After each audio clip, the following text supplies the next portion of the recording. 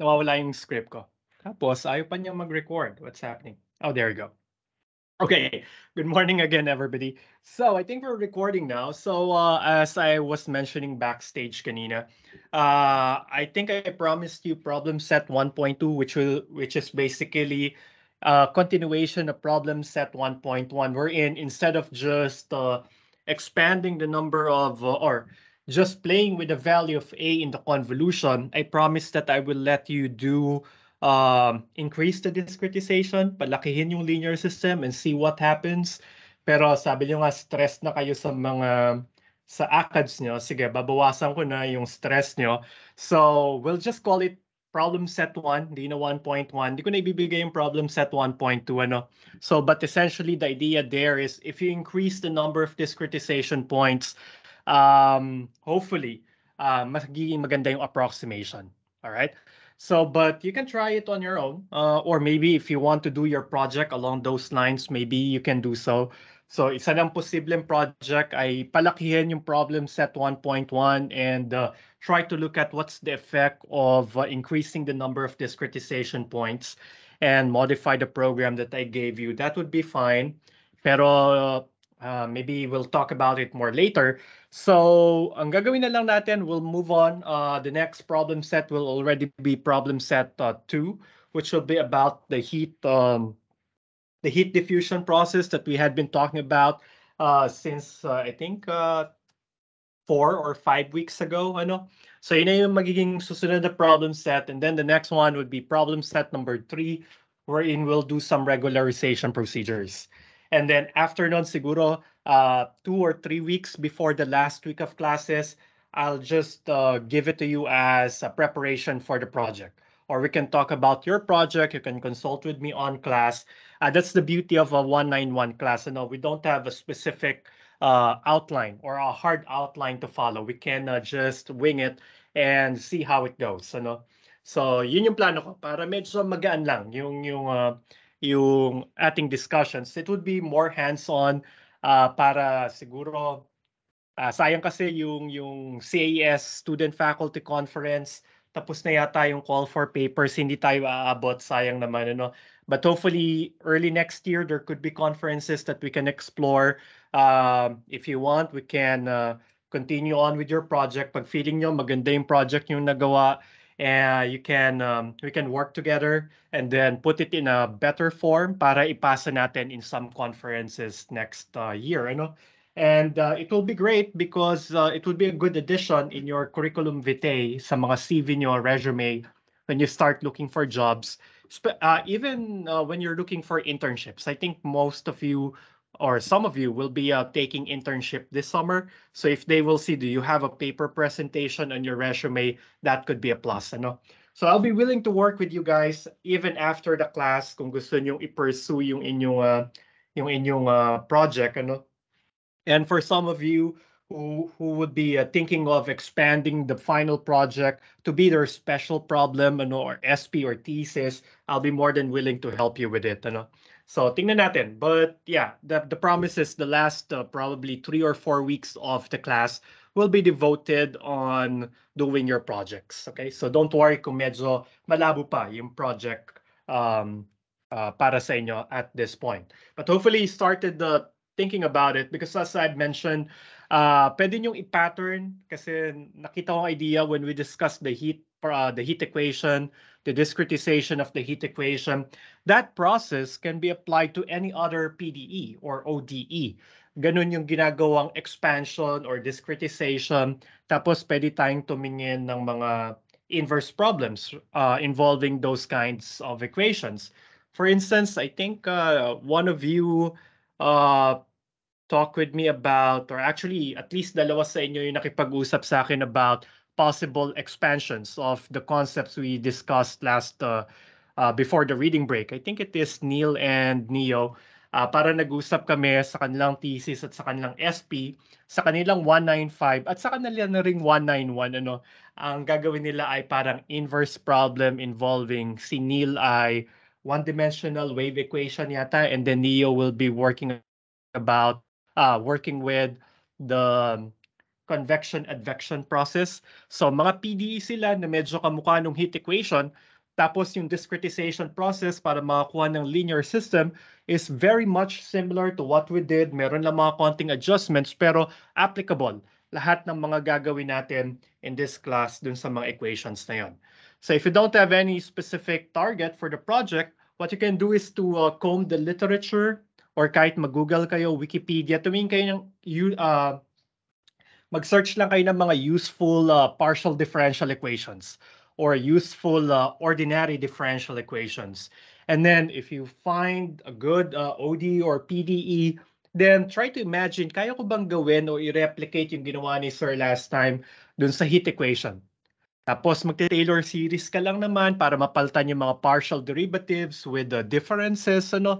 And then you can pattern whatever, pattern your project to whatever we'll be doing in the next few weeks, ano? So simulan nyo ng pag-isipan yon. But for now, let's go back to the heat equation that we are working with. So just a bit of a recall. Oh, by the way, I still owe you a write-up of or share ko na lang kaya itong PDF annotations ko, ano? Because I am following the discussion of Siltanen to the letter. Tama ba? Na-upload ko ba yung section 2.2 ni Siltanen dun sa ating Canvas site? Because I'm thinking of not reinventing the wheel. Naisulat na to ni Siltanen. So, ang iniisip ko ay na-upload ko na nga ba yung section 2.2 ni Siltanen sa Canvas because what we are discussing is essentially yung section 2.2 nila. So I don't think there would be added value if I will rewrite what Siltanen wrote in his book. So paki-download na lang yung excerpts. Meron ba nakakaalala? Na-upload ko ba yung section 2.2 ni Siltanen? Yung excerpts or hindi pa? Or hindi nyo pa na-check? So I'll double check na lang later, and then if I haven't uploaded it yet, I'll upload it so that will be your main reference, ano? And I'm thinking of also uploading this PDF annotations that I'm writing para may accompaniment yung hard text ni Siltanen, all right? So para dun sa ating mga annotations. So that's what we'll do. But this is what we had been doing last time. So we are thinking about the inverse problem, or actually wala pang inverse, no? We're talking about the forward problem in the heat diffusion process. So maybe heat diffusion process. And then we're looking at the forward problem. Okay. So essentially, we are dealing with this equation. I think we derive the heat equation for the one-dimensional rod. So here's our geometry.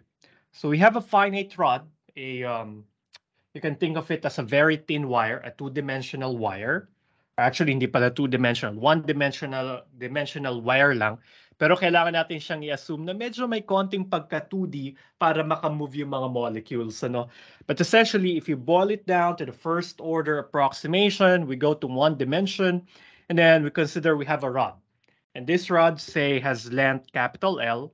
So we can look at the spatial domain to be the closed interval 0 to L, all right? And then we are looking at the temperature profile at this rod at particular times. So we're looking at U of xt to be the temperature value, ito yung temperature at a point x. So x belongs to the closed interval 0 to L at the time t. Okay?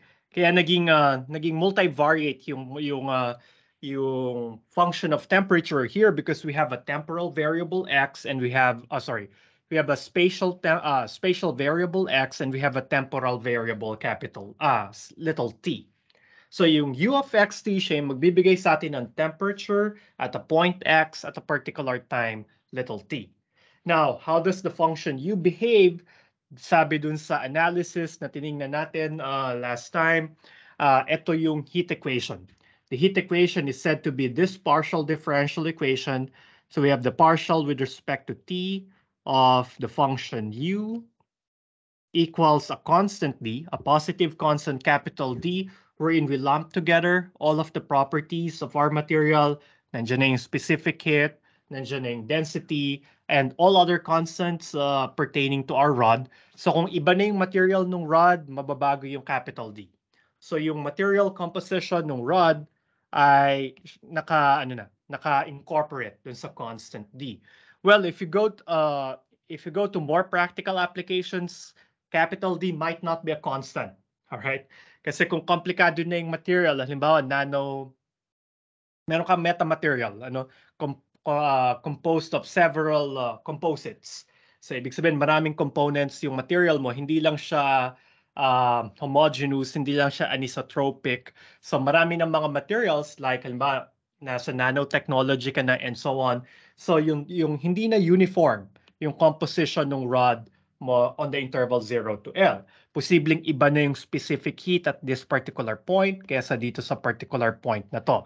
So yun yung mga complications, So if you go to actual modeling, you start with assuming, kunwari si D muna ay constant, you try to get an understanding of the phenomenon. So makikita natin napaka-simple nung pag-solve.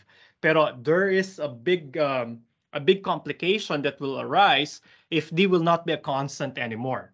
So halimbawa si D ay nagdedepende na sa spatial variable.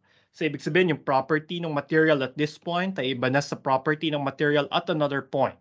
So that will make D a function of X. Medyo gugulo na yung PDE na pinag-workan natin. All right?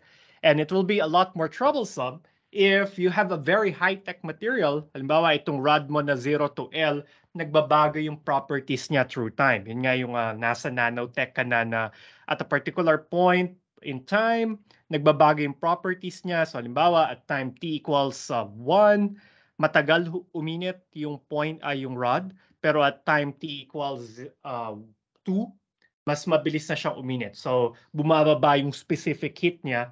So high-tech yung material mo. So yung properties ng material mo nagbabago through time. So D will also be a function of the temporal variable little t. Tapos magugulo na naman yung model mo para doon. So, but we're working with the zero order model or the first order model, which kung saan usually nag-start talaga yung mga mathematicians. So, inassume lang natin na si capital D is a positive constant that doesn't depend on time or space. And then meron tong factor na second partial derivative with respect to space of uxt, and this should be true for all x in the open interval 0 to L, and t is a positive number. All right? So ito yung governing equation para dun sa heat diffusion in the one-dimensional rod. And then we couple it with some conditions that will give us a unique solution for the forward problem. So we're assuming we know the boundary conditions. When we say boundary conditions, we know what happens at the boundary of our region. Kasi kung matatandaan nyo yung mga ODEs or mga PDEs, if you have taken 151 or 152, napaka-dependent nila dun sa initial conditions because there could be, or actually there are, infinitely many solutions to this partial differential equation. Kaya nga merong mga parameters dun sa general solution. If you want to get a particular solution, you should give sufficiently many initial conditions or boundary conditions, right? Kapag ka medyo more than one variable na and you are classifying your variables as temporal and spatial, yung conditions dun sa specific spatial values ng spatial variables, sila yung tinatawag na boundary conditions. So in our geometry here, we are on a rod from 0 to L. We can consider x equals 0 and x equals L to be the boundaries of our region. And hence we get boundary conditions if we will impose values for u at these 2 points for all time steps t. All right, so what I'm saying is if you know the value of the temperature at the left endpoint x equals 0 for all time, then it is a function only of the variable t, then this is what we call a boundary condition. All right, pero ito lang yung left boundary condition. We also need to know what is the temperature at the right endpoint at all time values. So dapat alam natin yung u of capital L of t. Say it is h of t. Function na lang siya ni time kasi ang binibigay sa atin ni h ano yung temperature dun sa x equals L sa lahat ng time values, right? So that would be it. So these are our boundary conditions. And then lastly, we also need what we call the initial conditions. The initial conditions would be the temperature value for all points in our space at the starting time. And usually we do the starting time, or we use the starting time t equals 0. So in this particular case, we'll have u of x comma 0, and this is a function of space. So f of x siya for all x from 0 to L. So ito yung tinatawag natin na initial condition. Okay? And then this is what we call our PDE system. All right? So meron kang governing PDE, and then you have a bunch of conditions, 2 boundary conditions and 1 initial condition. And then for nice enough functions g, h, and f, you can find a unique solution to this system. So I think we did a homework here. Kung matatandaan nyo, scroll up lang ako. Meron tayong example ng solution dyan. Let me see. Okay, so I think, yeah, you did it as a homework. When you say the boundary conditions are all equal to 0, hindi yata nag-update yung aking screen. Pero just wait for it a little bit.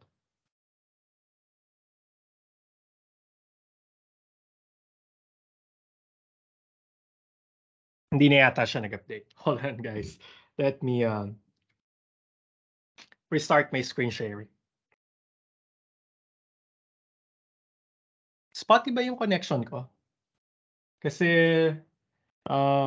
hindi pa uli na-set up yung router ko, yung access point ko dito malapit sa kwarto. Pero hopefully you can hear me well. Or let me know kung putol-putol. Putol-putol ba ako or okay lang naman? Okay naman po, sir. Okay, thank you. All right, so this is one example that we considered last time. So ang binigay kong boundary conditions ay 0 lagi. Yung meron tayong rod 0 to pi. So meron tayong rod of length 3.14 units or so, all right? Tapos sa x equals 0 at saka sa x equals pi, sabi ko ang temperature niya laging 0 for all time steps, all right? So temperature 0 siya, tapos halimbawa yung initial condition ay 10 sine 2x. So meaning ang temperature at the initial time doon sa ating rod ay given by the sine function 10 sine 2x. Then with this boundary conditions, we can find a unique solution to this PDE. And you have proven na si 10 e to the negative 4t times sine 2x is the unique solution. All right? But I didn't teach you how this was derived. All right? Yun ay para na sa Math 152. Pina-verify ko lang sa inyo. And I think most of you did a good job here. Kinuha lang yung partial nito with respect to t. Tapos kinuha yung second partial with respect to u. Second partial ni u with respect to x. Tapos pinakita na equal silang dalawa. And that's it, right? So that's the forward problem. So if you know the boundary and the initial conditions, you can use your 152 techniques in order to solve the PDE.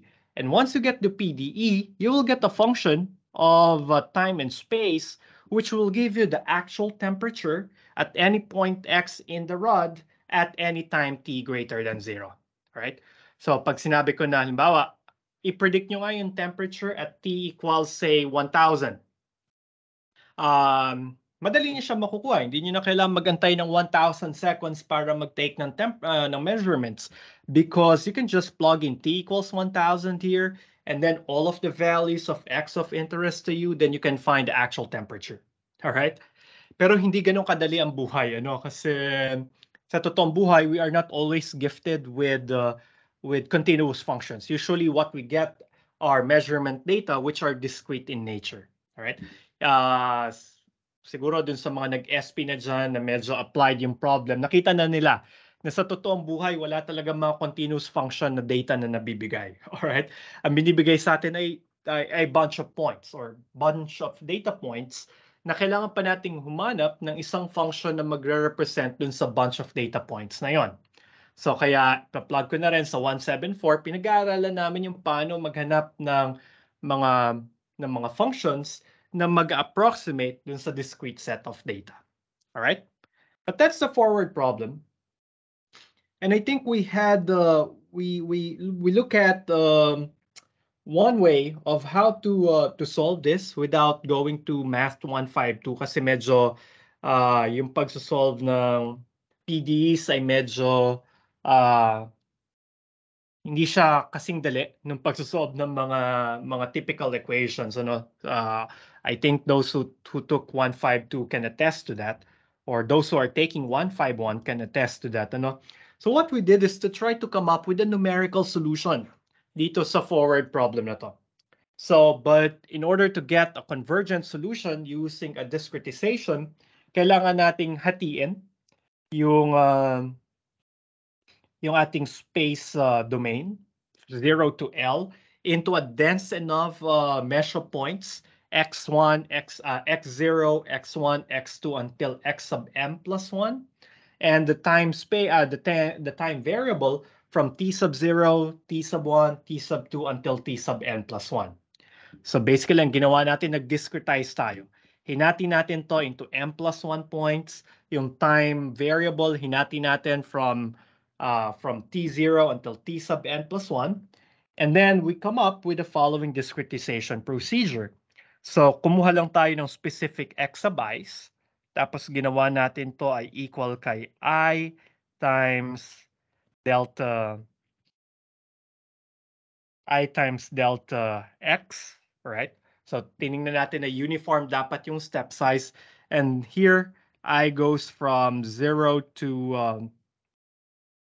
0 to n plus 1, okay? Where delta x is equal to, ano ang ginamit natin na delta x? I think it is L over n plus 1, all right? So we divide the total length by n plus 1, so we get a total of n plus 2 points, starting from 0 until when I is equal to n plus 1, we'll get I is L over n plus 1, yan yung total, times delta x, which is L over n plus 1, ito ay 1, sorry, mali pala.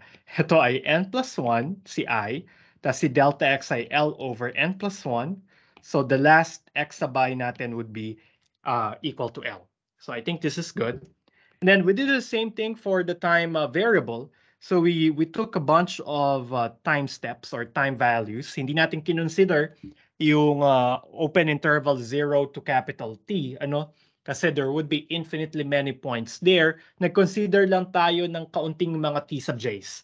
And we computed the t sub j's as j times delta t.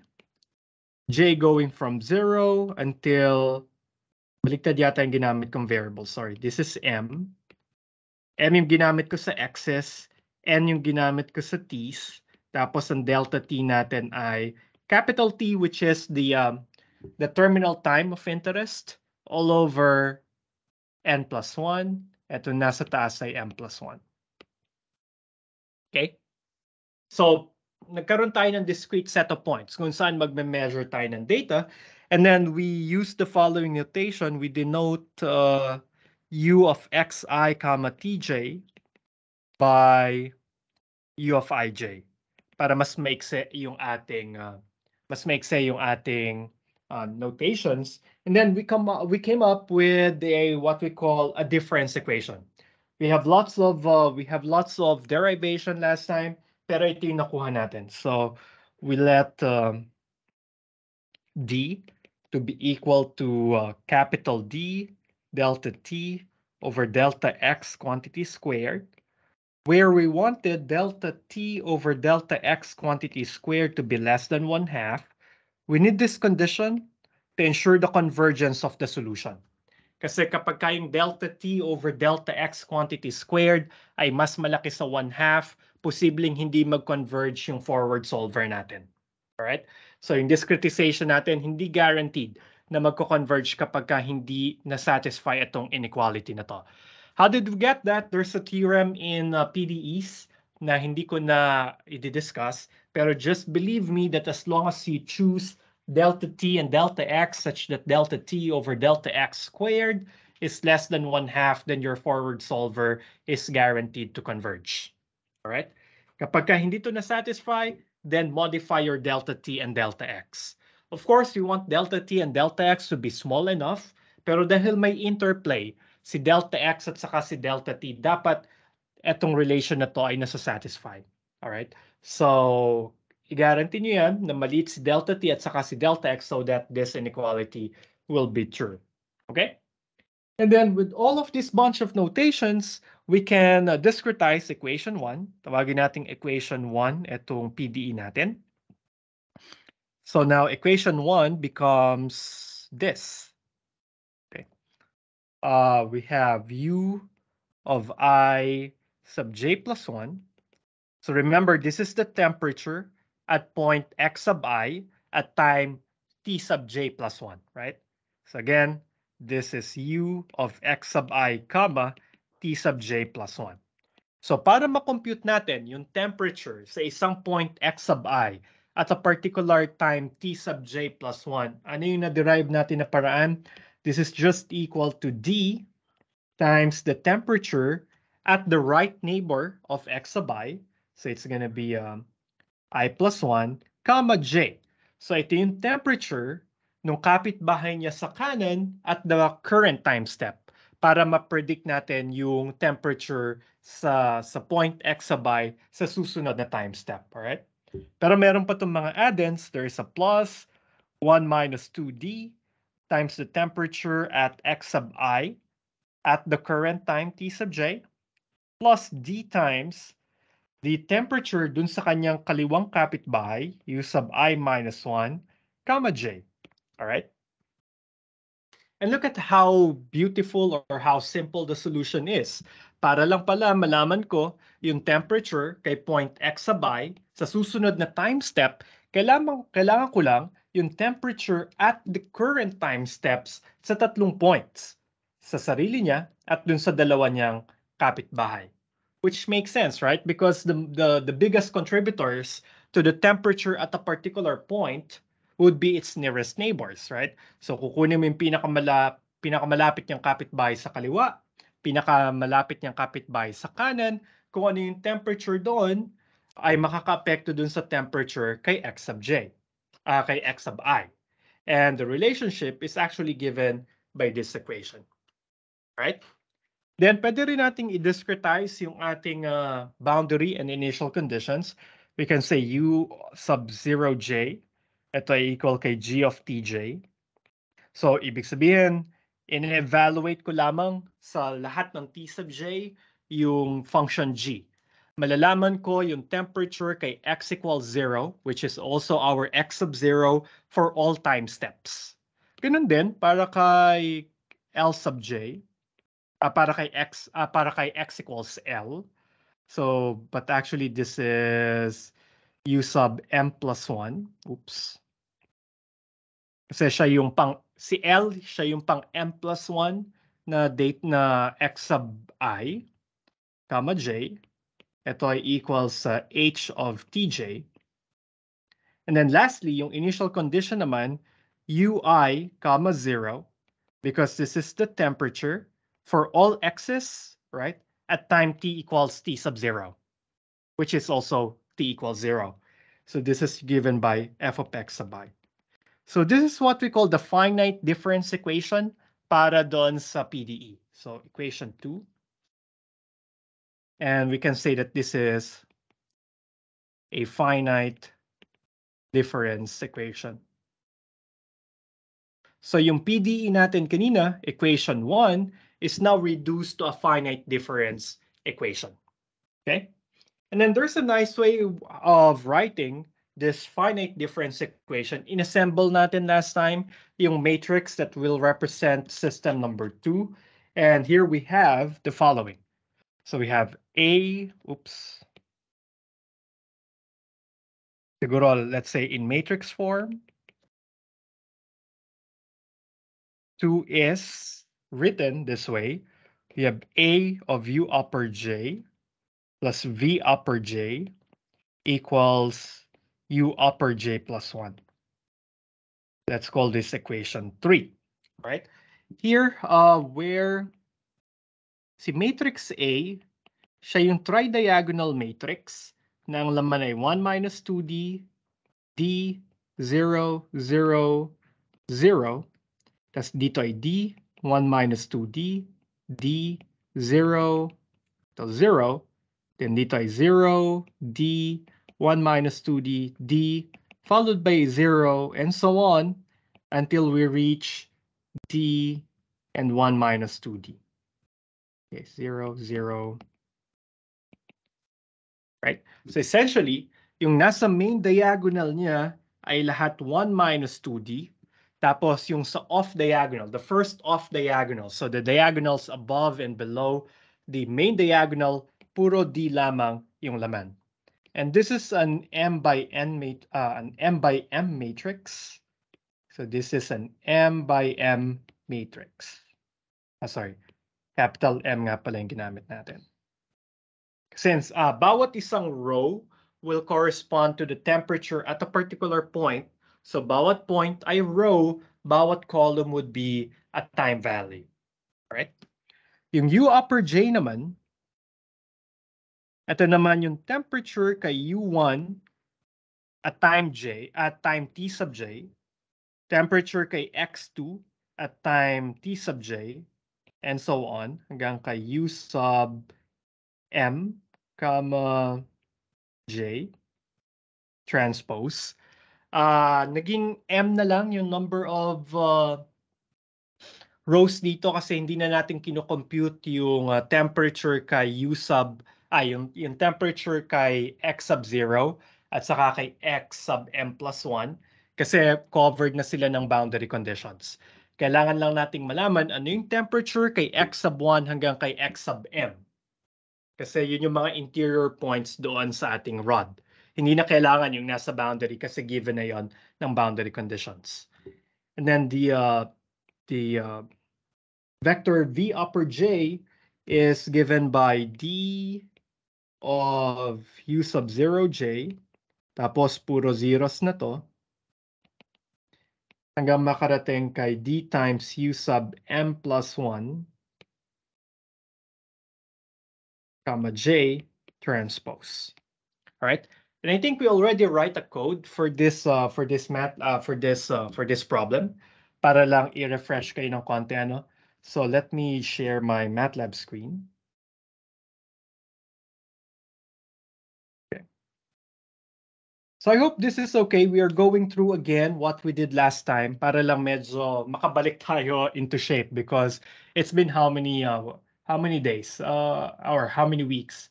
At least 2 weeks ago ano natin huling nakita to mga to. So I think it's a good thing to review everything. But let's take a look back at the MATLAB code we used to manipulate to run this program. Ano? So we tried to simulate yung problem dun sa homework ng initial condition ay 10 times sine 2x, right? So this is the initial condition given in the PDE, the specific PDE that I showed you earlier. Tapos ang boundary condition si G at saka si H parehas 0 at all time t. Tapos ito yung true solution. Tapos dinagdagan ko lang yung MATLAB code ko with some animations. Pakita ko siguro later. But I hope you remember the steps that we have. So here we're using 10 spatial points and then 120 temporal points. So delta x and delta t are chosen this way. I just have a little check here if we expect convergence for the forward solver kasi kapag ka itong quantity na nga to ay lumampas ng 1/2, hindi na tayo sure kung magko-converge yung ating forward solver. And then we have a bunch of codes here. So basically lines 32 to 34 takes care of our boundary and initial conditions. And then lines 39 to 47 builds up the matrix capital A that we are supposed to use. And then ito na yung solution forward problem. This is the equation number what? This is equation number 3, the matrix equation that I have just shown you earlier. Tapos ito, naglagay lang ako ng animation para makita natin yung time evolution. Because I think last time I just showed you the actual solution after we implement the method. So maybe I can run that part of the code first para may konting reveal dun sa animations na ginawa ko. But anyway, so I think this is what we got last time before we had the reading break. Okay, all right. So we generated a bunch of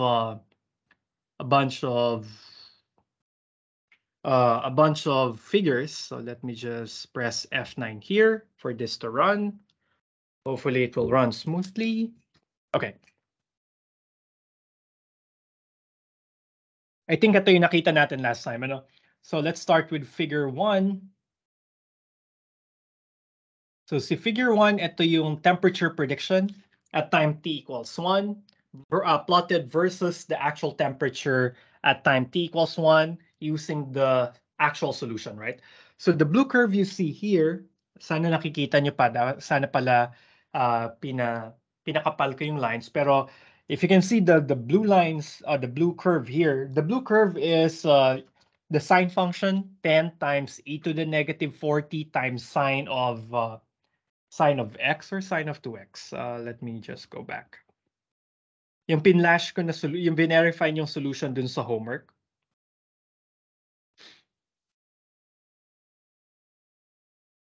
Yeah, that's 10 e to the negative 40 times sine 2x. Yun yung actual solution. Ano?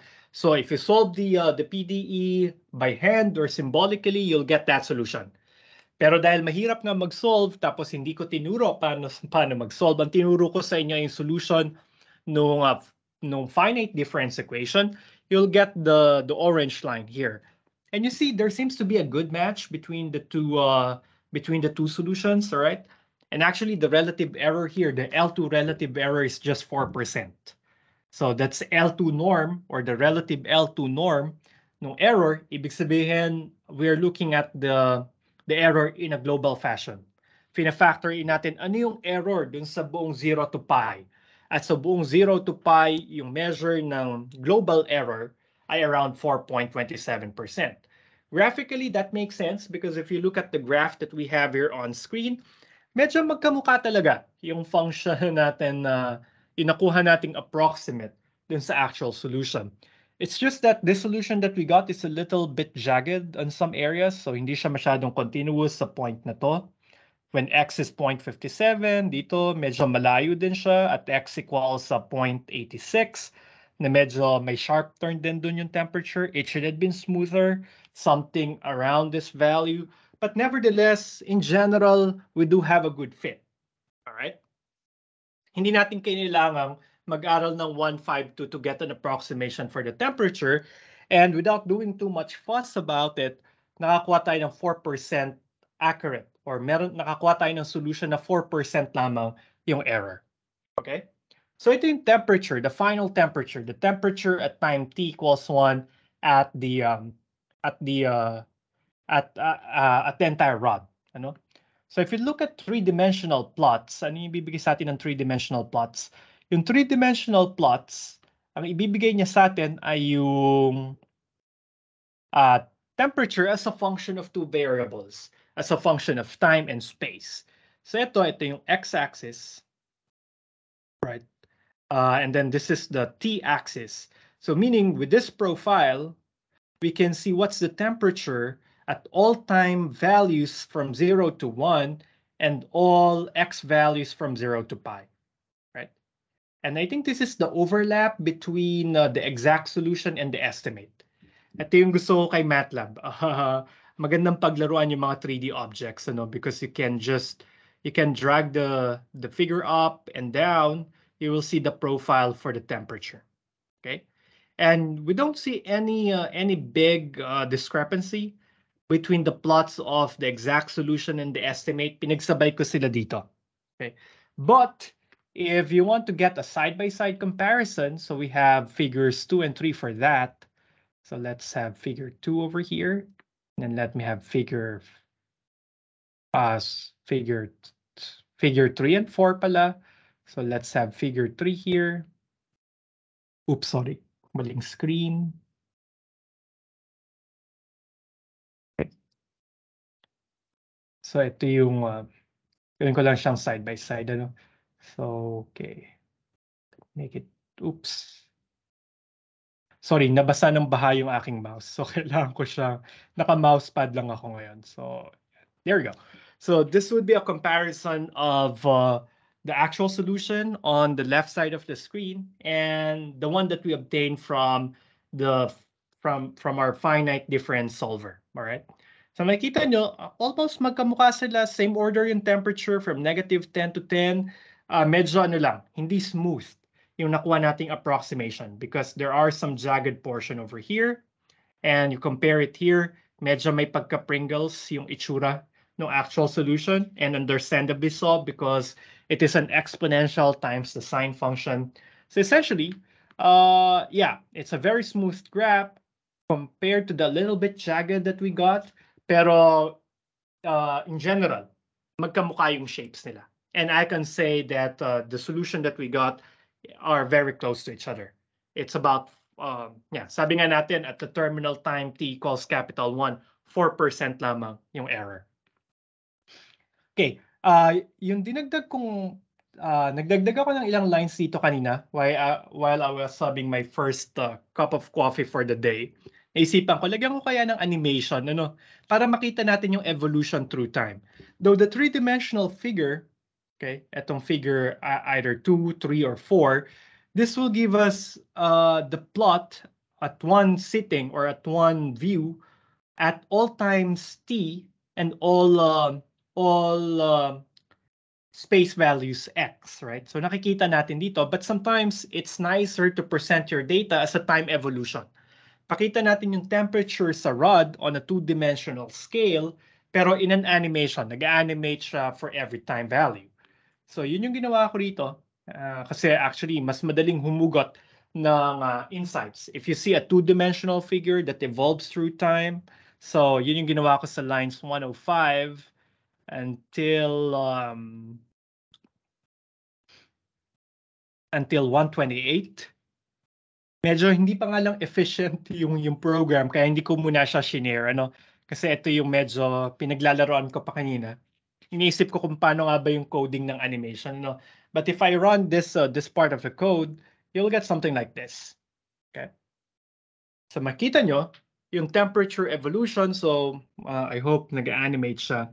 So nagbabago yung temperature at a particular time step. I think now I'm at 0.09 seconds, 0.10 seconds. And then I computed the relative error. So nakikita nyo, sa paunti-unting time steps, ang liit ng error. So here at 0.19, we still below 1% error. All right? 0.20 seconds, around 1% error. Medyo matagal pala to kasi hanggang t equals 1 to, no? Pero let's just appreciate the animation. At pala pinabilis ko ng konti. Now we are at point around 0.4 seconds.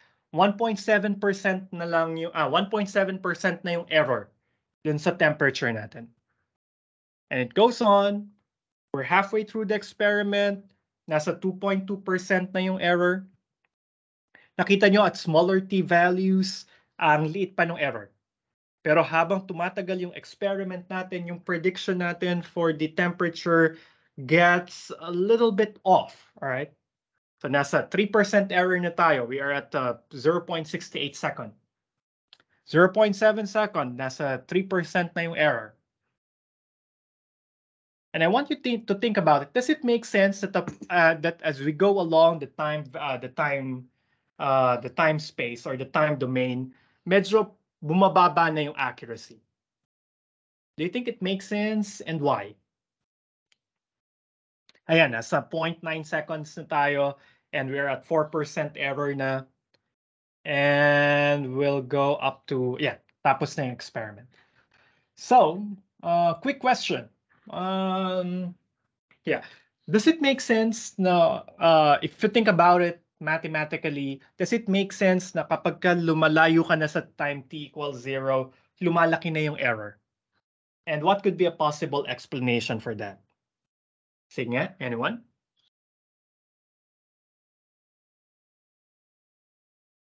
Or you want me to put that as a homework na lang? Sige, pag wala nag-volunteer, gagawin ko siyang homework. Sige kayo. May pagbabanta. Victor says, not enough data points. Well, what do you mean by data points? Kasi fixed naman yung number of discretization points ko sa x-axis, right? Kasi from time t equals 0 hanggang sa time t equals 1, uniform yung x values ko. I'm using how many x values? I'm using 10 x values, or actually a total of 12 x values sa lahat ng time steps. So walang pinag-iba. So hindi ko binabago yung discretization ng x. I start with x sub 0 until x sub 11 sa lahat ng time steps. Pero your drive, yeah. Maybe you're saying na kapag pinadami natin yung discretization points sa x-axis at saka sa t-axis, gaganda yung approximation. That's yeah, that makes sense. Pero in this particular experiment, fixed yung number of x points, fixed yung number of t values, ano? Bakit kaya habang palayo ako ng palayo sa t equals 0, palaki ng palaki yung error? Hindi naman siya lumaki ng malaking malaki, right? Because nasa 4% pa rin yung final error. And that is partly that is guaranteed theoretically, because here delta x over delta t, delta t over delta x squared is guaranteed to have been less than 1/2. So in-expect talaga natin maganda yung solution ko makukuha. And true enough, it's 4% error, that's fine. But my question is, bakit kaya nung simula? Sige, play pa natin ang isa yung animation. Tingnan nyo to. Okay. So sa time t equals 0.2, 0.1% yung error. Pero tingnan nyo yung relative error. Habang tumatagal yung tayo dito sa experiment na to, yung relative error pataas ng pataas. Hindi ko binabago yung number of points sa x-axis. Alright, so I'm getting the same amount of data as the previous time steps. Pero pag nagmo-move ako sa time axis ng isang step, mukhang lumalaki yung relative error na nakukuha ko doon sa temperature. Or just a caveat here, I have the luxury of computing the relative error because I know the exact solution. All right? Alam natin yung exact solution, 10 e to the negative 40 sine 2x. In real life, usually you don't have access to the exact value. So kaya kailangan ng simulated or theoretical experiments. Kasi ito, nangangalahati na ako sa time value, 2.5% na yung error. At lalaki pa yan hanggang 4%. Bakit kaya lumalaki yung error? Or does it make sense mathematically? Any other volunteers aside from Victor? Bakit kaya?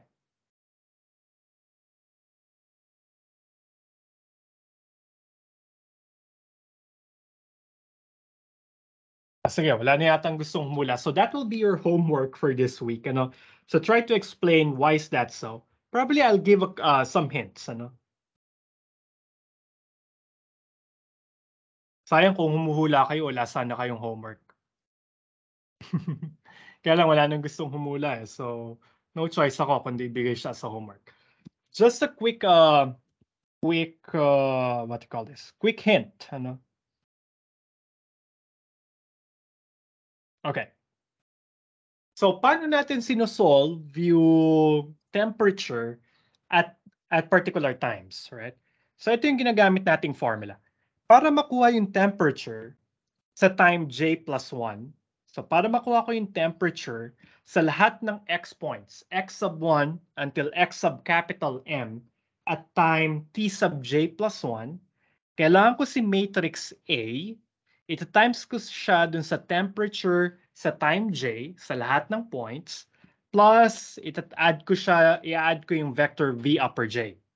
But basically, from equation number 3, we see that the temperature at all points in the rod at time t sub j plus 1 ay nakadepende sa temperature at time T sub j. So, ibig sabihin, para makuha natin yung temperature at time T sub 1, kailangan ko yung initial temperature. Para makuha yung temperature at time T sub 2, kailangan ko yung temperature at time T sub 1. Para makuha yung temperature sa time T sub 3, kailangan ko yung temperature sa time T sub 2. So to get a temperature at a particular time step, I need as data yung temperature dun sa previous time step. But how did we get o saan nanggaling yung temperature from the previous time step? It's an approximation using a previous value.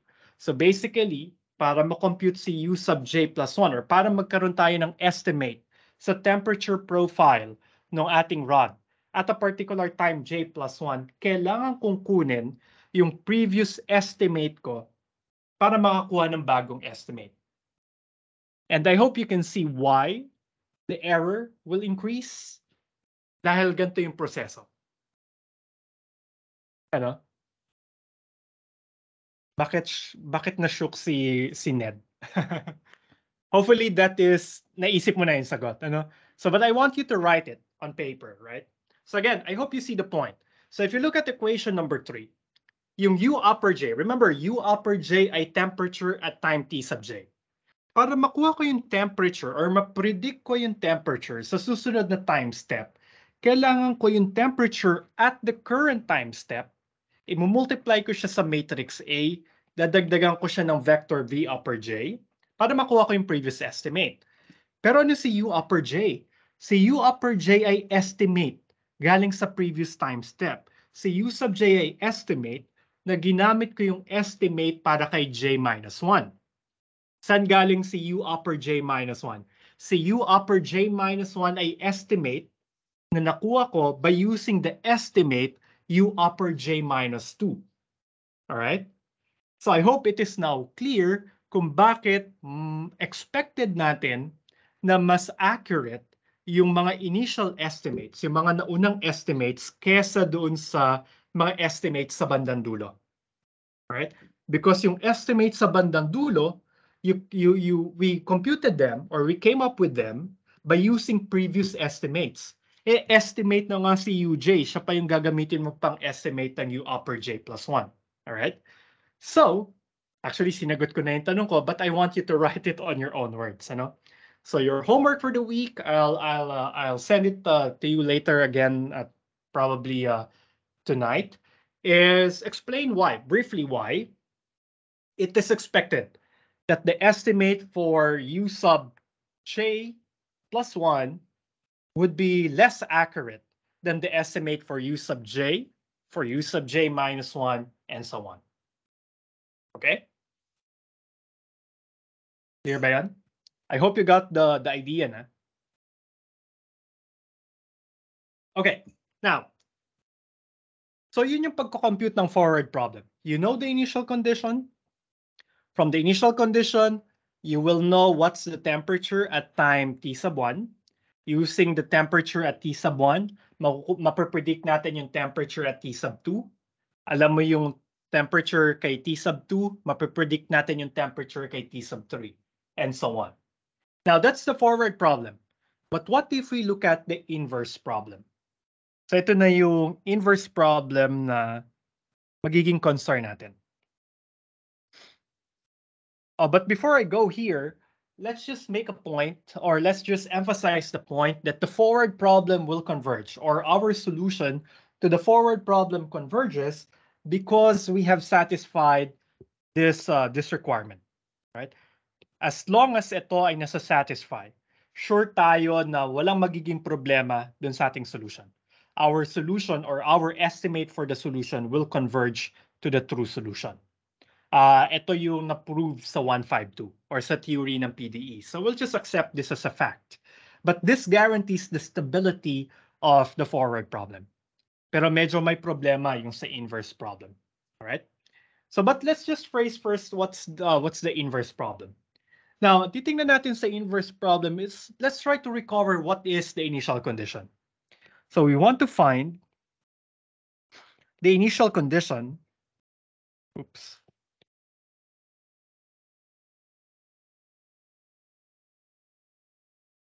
Kasi di ba yung initial condition, isa siya dun sa mga data ng forward problem. Ngayon, hanapin natin yung data, okay, or the source, which is the initial condition.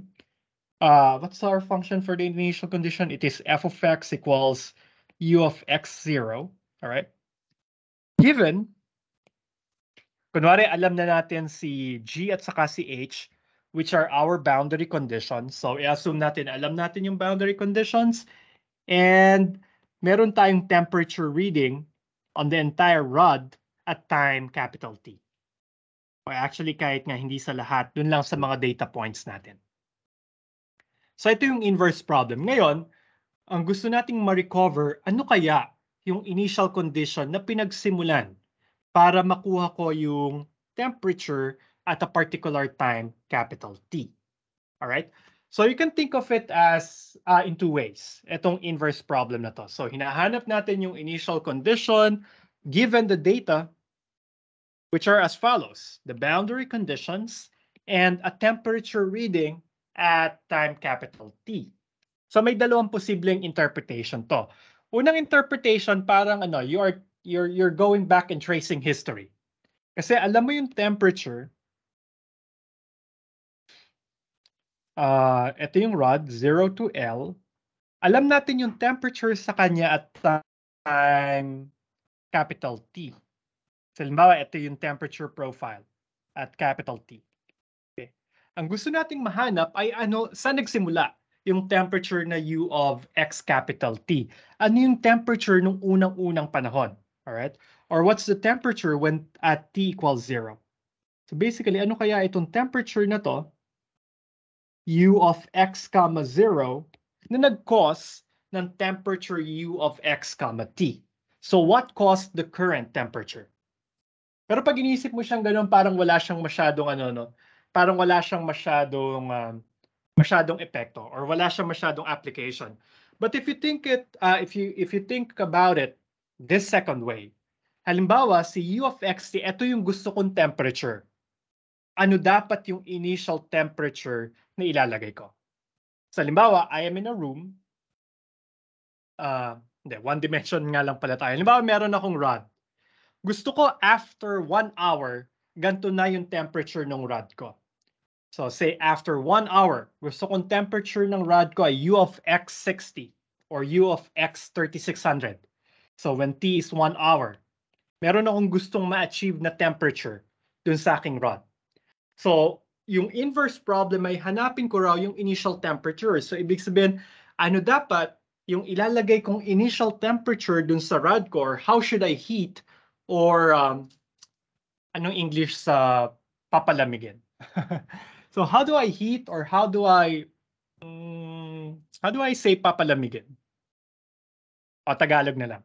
Paano ko papainitin or papalamigin, o ano dapat yung temperature na ilalagay ko dun sa rod at this particular moment, so that 1 hour after it, makukuha ko na yung desired temperature. So in a two-dimensional sense, pwede mo siyang tingnan na ano dapat yung temperature setting dun sa thermostat o dun sa aircon ko para after 10 minutes, halimbawa, 25 degrees na lang yung temperature dun sa buong room. So that's basically what this inverse problem is trying to mimic. Okay, meron kang gustong temperature na ma-achieve sa time capital T. Ano dapat yung initial temperature doon sa ating geometry? Or in this case, doon sa ating rod. Okay, so yun yung itatry nating i-solve. But the nice thing about it is we have equation number 3 right away. Equation number 3 is the governing law, or basically it's an approximation to the governing law, which is the PDE. So, alam ko na to. Ito yung ating model para dun sa forward process. Now, gusto kong yung malaman ano si U upper 0. Kasi si U upper 0 siya yung time, siya yung initial condition, right? So basically here, we want to find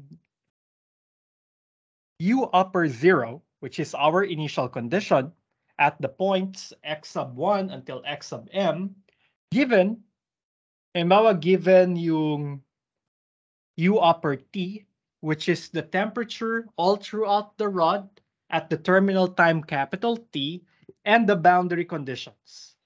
Given yung boundary conditions natin na G of Tj and H of Tj. Given yung temperature dun sa magkabilang dulo at all times T. Alright? So ito yung goal, hanapin si U sub 0. Pero si equation 3, ang binibigay niya sa atin ay pabaligtad. Pag alam mo yung temperature at time j, makukuha natin yung temperature at time j plus 1. Right? Ang alam ko, temperature kay capital T. So basically, I need to work backwards. Alright?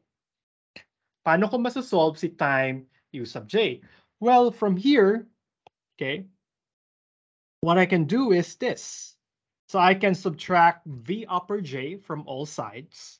So I'll have A times U upper j ay equal kay U upper j plus 1 minus V upper j, right?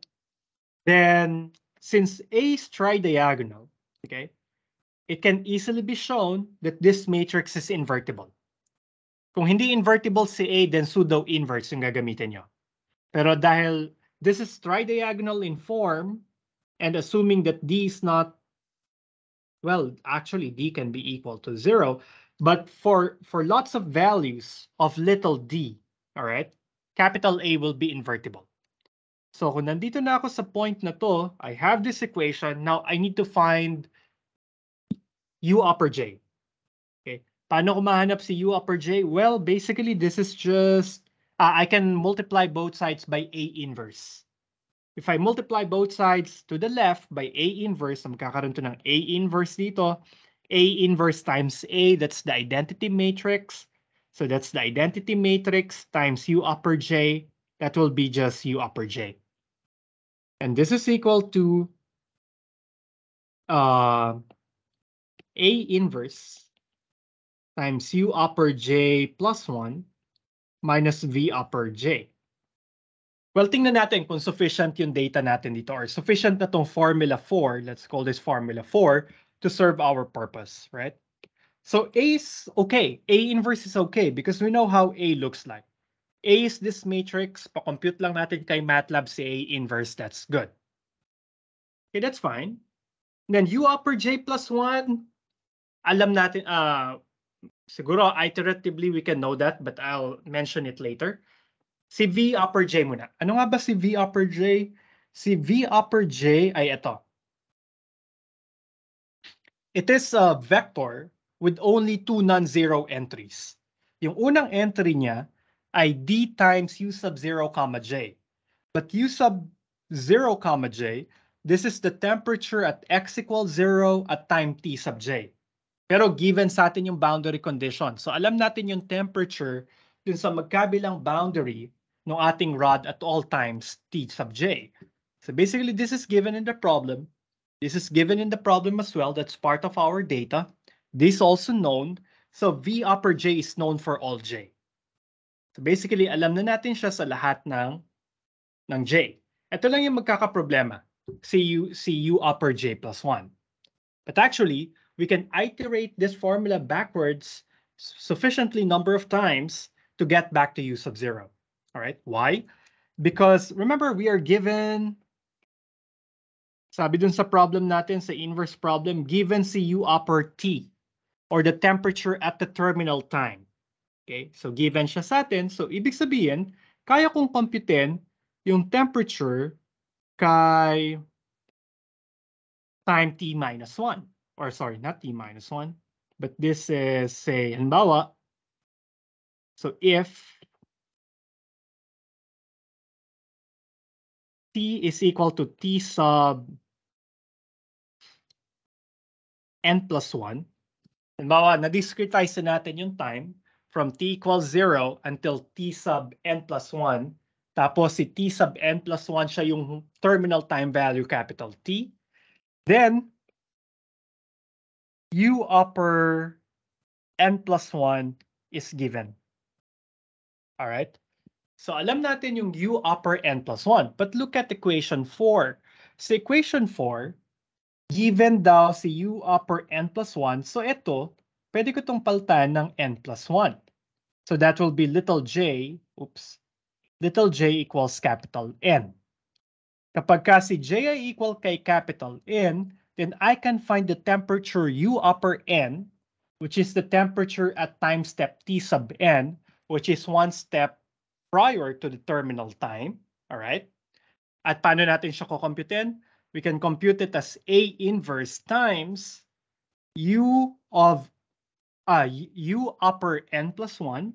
Basically, this is the terminal temperature or the desired temperature at the end of the experiment, which we know. All right, kasi given siya sa problem. U sub upper N plus 1 is given. Then here, this will be V upper N. Alam natin si V ay always given because V is always given by the boundary conditions. All right? So basically, mako-compute ko si U upper capital N, pero si U upper capital N, siya ay one step prior to the terminal time step. At ito ay equal lang kay A inverse times U upper N plus 1 minus V upper N. Okay? Tapos ngayon, alam na natin, meron na tayong estimate para kay U upper N. So kaya ko nang computein si U upper N minus 1. Kasi si U upper N minus 1, this is just A inverse of U upper N minus V upper N minus 1 according to equation number 4, right? And this would be the temperature, this is the temperature 2 steps back from capital T. So nakadalawang time steps backward na tayo mula kay terminal time capital T. Uy, meron akong temperature kay U sub N minus 1. So kaya kong computein ngayon si U upper N minus 2. And that will bring me 3 steps backward from the terminal time. And we do this iteratively hanggang makarating tayo kay U upper 0, which is basically A inverse ng U, or A inverse times U upper what? Upper 1 minus V upper 0. So basically, mag-work lang tayo backwards, makakarating tayo dun sa estimate para dun sa initial condition. Right? Does the process make sense?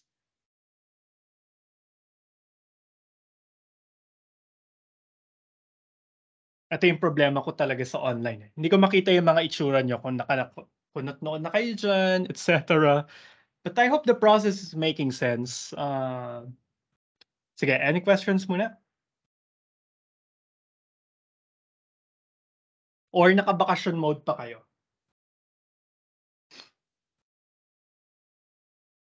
Pero we can't afford to be vacation mode pa kasi patapos na yung SEM.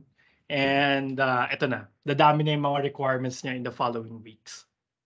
But walang reactions. Come on guys, react naman kayo.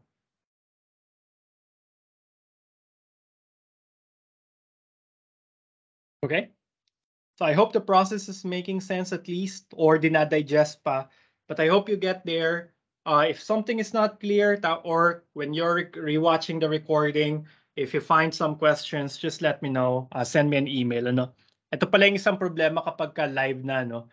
Baka wala ng recording. So, from feedback from students, usually ang laking tulong daw ng recording because you can always go back to the discussions. But anyway, this is the entire process. And what I did is implement this in MATLAB. So nagsimula ako sa U upper N plus 1. Tapos nag-iterate ako backward. Maybe I can show it to you later. Sorry, I can share with you the code in details on Thursday. Pero pahapyawan ko lang. Let me give you a preview of the inverse problem solver that I came up with. Okay. So balik ako kay MATLAB. Same code, pero i-comment ko lang yung forward solver.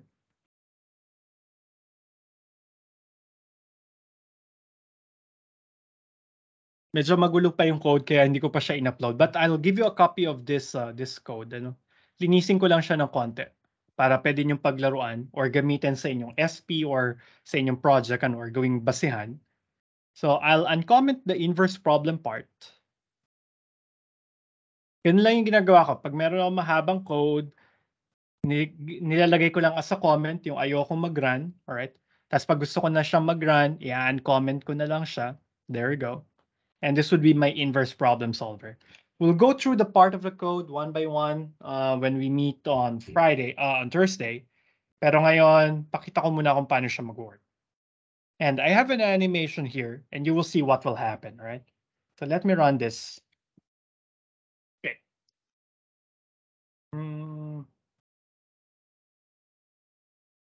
Okay. So ito yung time evolution. And remember, I'm going backwards. So temperature at 0.94 second. And then ito yung temperature sa 0.9 seconds. So I'm iterating backward in time para malaman ko ano yung initial temperature. Para makuha ko yung temperature na 10 sine 2x. And you will see na, okay, ito yung nakukuha kong temperature. And at 0.7 seconds, meron akong 1% accuracy dun sa temperature profile. All right? And it will just go on. Antayin ko lang siya na bumalik sa t equals 0 para malaman ko, ito dapat yung temperature sa t equals 0 para ma-attain ko yung desired temperature ko na 10 sine 2x. Tapos lagi ko siyang kino-compare dun sa exact solution. Medyo mabagal siya. Pabilisin ko yung animation next time. So here, nasa 0.4 second na ako, tapos 4% yung error. Now, medyo nagiging okay. Nag-pause na siya. Kasi naglagay ako dito ng pause. So here at 0.38 second, ang relative error na ay 4.6%. Meaning, yung temperature sa particular time na to, kinumpare ko dun sa temperature, dun sa exact solution, or dun sa exact solution para sa temperature at time 0.38 second.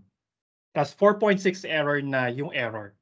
If I continue this animation, naglagay lang ako ng pause dito, lampas na ng 5% yung mga susunod na error. And you will see that the process will start to break down. Kasi itong inverse problem na to ay hindi kasing stable nung forward problem. Kasi parang na-note na natin to before when we start the discussion of inverse problems. Inverse problems are inherently ill-posed. So meaning even if the forward problem is stable, all right, there is a point na yung inverse problem solver might be unstable. And this is a particular scenario, So kung tutuloy ko tong simulation na to, when I press space, yung makukuha ko ng solution sa error na nila ay lalampasan ng 5%. And you will see na masyado nang magiging malayo. You will see, start na nagda-diverge yung true solution saka yung temperature na nakukuha ko. Nasa 2.27 second pa lang ako, ang layo na. And now, the solution that we got for the inverse problems are blowing up. Ang laki na ng value niya, 10 to the 4th lang. Pero alam ko yung true solution dito. True initial condition ay 10 sine 2x. Yung 10 sine 2x na yon ay hindi ko na-achieve. So kasi makita nyo at the last point when t is equal to 0, I will get a very huge temperature profile. Ito yung final reconstruction. Ang maximum ang maximum temperature daw nung initial condition ko dapat ay 10 to the 9. Pero yung actual initial condition dito ay 10 sine 2x. Ang ino-hope ko na makuha ay 10 sine 2x. But instead of getting 10 sine 2x, ay nakuha ko ay something that has magnitude 10 to the 9. All right? So, useful lamang yung nakuha kong reconstruction at time hanggang t equals 0.038, where I got 4.6%.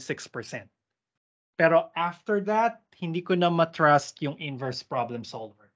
Okay? We'll take a look at this on Thursday on a more detailed fashion. So we'll go back there and then I'll show you what I did. Just a quick note, Ito ay based on noise-free data pa. Hindi pa ako naglagay ng noise dun sa solution. Pero you saw that in the noise-free simulation, okay, hanggang 0.38 seconds lang yung na-trust natin na reconstruction. So it is just 74 time steps. So naka 74 steps backward ako na yung error ay hindi pa lumalampas ng 5%.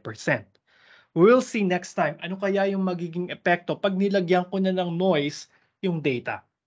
And why is adding noise ay kailangan, or why is adding noise necessary in solving this inverse problem, at least from the simulated data point of view. So yun yung titingnan natin on Thursday. Okay? All right, so let me stop sharing here. Do you guys have any burning questions? May mga tanong na hindi nyo kayang ipagpa-bukas or ipagpa-email na lamang?